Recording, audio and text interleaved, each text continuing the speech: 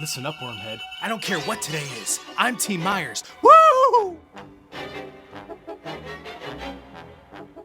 Okay, campers, let's get started with our top 5 Halloween franchise on Friday the 13th. Number 5, Rob Zombie's Halloween 2. A lot of people don't like the Rob Zombie versions, and that's perfectly fine. It actually took me a long time to kind of warm up to him. But after a while, I started to appreciate him. There is something about a near 7-foot tall Michael Myers that's truly frightening. I especially like the hospital scene at the opening. The first 15-20 minutes are absolutely brutal. Number 4 on our list is Halloween 2.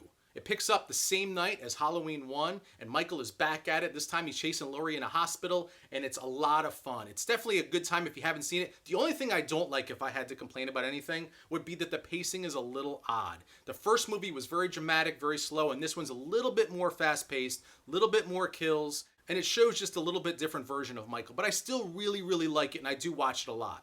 Now, number 3 on our list is going to upset a lot of Halloween fans, I'm sure. Halloween 6, the producer's cut, is my number 3 today. This movie lay dormant for years, and only people could see it if it was on YouTube or if people could find it on bootleg or from other fans of the series. I actually was very fortunate years and years and years ago to get a copy of like a work print that I'd seen at a convention and watched it and truly loved it. What makes me love that movie a lot is the fact that years ago I had read a script. It was just fan fiction, and someone had written more about the cult and about Stonehenge and stuff like that, and it really kind of resonated and stayed with me for a long time. And this is why when I saw this movie, it really made me think more about that script, and I really kind of like to know that if Michael was more supernatural.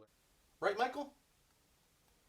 Number 2 on our list is H2O 20 years later. Now, I'm sure a lot of people are going to say, H2O, seriously? Why not Halloween 4? There's something about Laurie Strode picking up where she was 20 years later. I think it's more nostalgia for me because here we are 20 years later and we see Laurie back in the saddle again. And it kind of rekindles that friendship or that bond that we had with those characters from 20 years ago.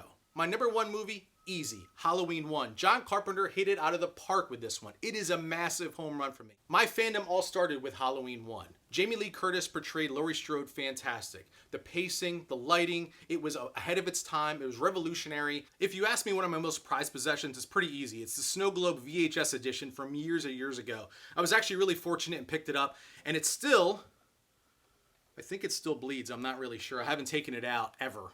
So there you have it. On Friday the 13th, I gave you my Halloween top 5.